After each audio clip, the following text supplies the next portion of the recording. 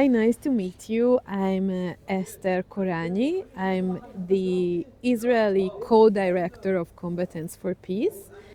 Combatants for Peace was founded in 2006, so nearly 20 years ago, by ex-combatants from both sides. So there were Israelis who served in the army and usually also did reserve duty and were in very intense fighting units. And from the Palestinian side, people who took a violent part in the first Intifada typically, and then sat in prison and were released.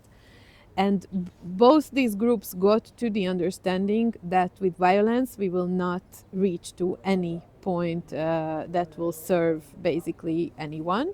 And followed by a letter written by some of these Israelis at one of the rounds with Gaza, that they claimed that they understand that when the army goes and bombs Gaza, it's also hurting civilians, and they don't want to do that anymore.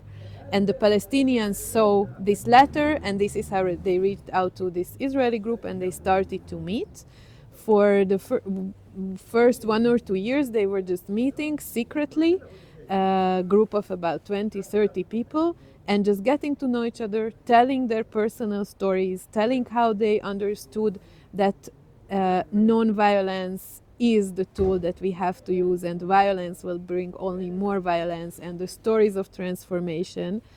And indeed, telling these personal stories and personal stories of transformation of everyone who is joining the movement today, because today it's not you don't have to be a fighter or an ex-fighter to join the movement, but we believe that everyone is raised by a certain narrative, and then in order to believe that the other side is needed to create peace, and that the non-violence is the answer to so much violence we see here. So these stories always bring a transformational element, and this is one of the core tools that we still use up today. So this was 20 years ago, and the movement grew and also became an official registered non-profit organization. And today we have a lot of activities. We do a lot of educational work for youth from both sides, a leadership program, a very intensive, immersive leadership program for a group of Israeli young people and a group of Palestinian young people aged from 18 to 26. And we do it first, the work separately, because we think that learning about each other's narratives in their mother tongue, it's much, much more easy and powerful. And also, while they are learning from the other's narrative, they also learn a new perspective on their own national narrative. And there is then a lot of work to do on identity and on how do I relate to this and what can I do as an activist, and to learn about ways of nonviolence, especially now when we are surrounded by violence, and on both societies, all the powers want young people to believe that only violent fighting will bring results. So we have to counterpart this. So first they meet in national groups, and then after some time, when they complete the first part of the program, then they meet each other. And we do a lot of field work protecting communities in the West Bank who are suffering from the violence of the army and of settlers. So it's Palestinian communities, usually in small villages, doing agriculture or shepherding, and they are the ones who are the most vulnerable because they live in Area C, which is completely controlled by Israel, because there is a movement of Israel to take as much land as possible, but with as little people as possible. So these communities are in constant danger of forced transfer and needing to leave the place where they live for generations. So our activists go and support them. We have something called protective presence, which means that groups of Israelis go, like 1, 2, 3, 4, 5 volunteers go with the family when they go out shepherding or they sleep with them. And if an Israeli comes and wants to harass them, or a settler or from the army, then they are there to talk with them in Hebrew and to protect them and to record what is happening. And then when something is very, very serious, then we also talk to the diplomats, to international community, sometimes even to the Israeli court, to try to protect their rights. And we have bigger activities where we go jointly, Palestinians and Israelis together, and this is very, very special. We are the only group doing joint solidarity fieldwork, that not only we work with Palestinians in these communities, but we also bring our activists from the cities, the young people who join our program, and we support together these communities.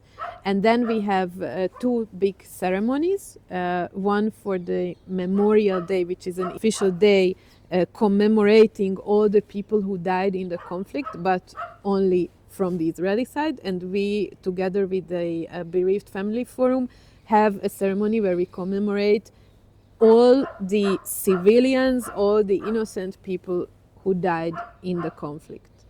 And then, since this is actually going to be the 20th time this year, on the 29th of April, and you can also watch it online, so that's a possibility to join. And for this is going to be the 6th time that we also have a joint remembrance for the Nakba on the 15th of May, also online as well. Like, we have a live event, and then we broadcast it online to the world, so everyone who wants to can join and watch it together with us. And this is also commemorating the Nakba together with the Israelis, which is also something very unique, because it's not in the narrative, of course. And also for Palestinians, it's something that it's controversial, because they also question, like, how you can go to the enemy and commemorate the day when which commemorates all the suffering of Palestinian people caused by the state of Israel or by Israelis. So for the challenges, like as I was mentioning, for example, this, like, all the claims of normalization from the Palestinian side, like, normalization is a term describing that basically Palestinians who collaborate with Israelis, and our answer to this is that we don't want to make the situation of the occupation normal. We co-resist the occupation, so we fight the occupation together in order to bring peace and justice and freedom for both people on the land.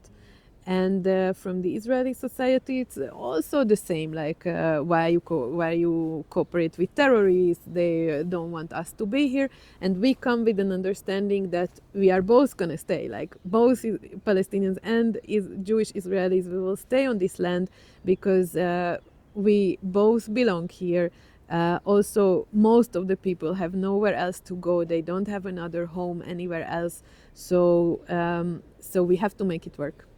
And we believe that only by nonviolence and only by political solutions that give equal rights to everyone, we will make it work. So that's our answer to this.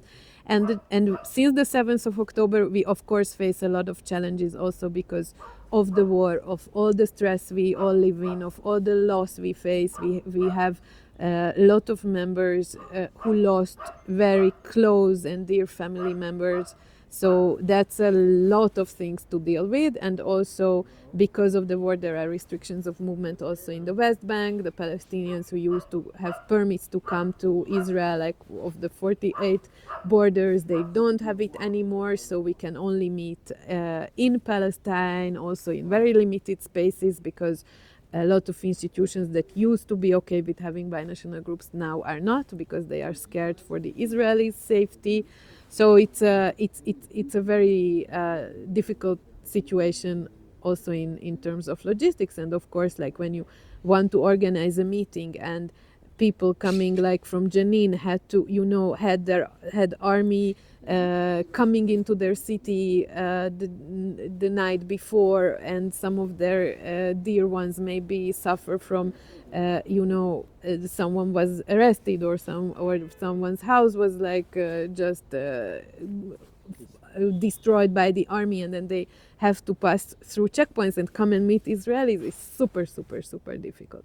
But luckily we have, and this is the success story, like for example, for the young leadership program, especially on the Palestinian side, since the 7th of October, we have so many people who want to join. Like we have 20 places in each cohort. And for the first cohort, they opened a year ago, so the first one after the 7th of October. We had for 20 places 90 applications. So they started one cohort, and then like a couple of months after they started another one, just to accommodate a bit more people.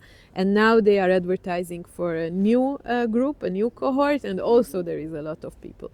Also from the Israeli side, but the jump in the Palestinian side was amazing. And really these people come because they believe that we represent a way that they want to choose, they want to go for, and that they see another future for this land. So it's very, very, very beautiful. I don't know what's the situation in Hong Kong and China, but we see that there is a lot of polarization, like people or take the side of Palestinians or take the side of Israelis or Israel. And we come and say, no, only together we can make this work. So just a very simple thing, to tell this story, to tell this other third narrative to friends, to family, like, hey, there is another way.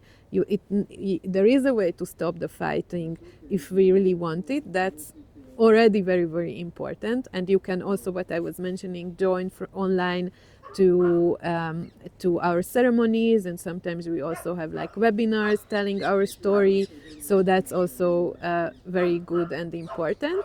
And we also think that the international community has a big role in changing the situation. So if you have a way to talk to politicians, to call their attention that even China can, come and maybe support peace programs instead of other things that they might support in the region, that can be also very helpful.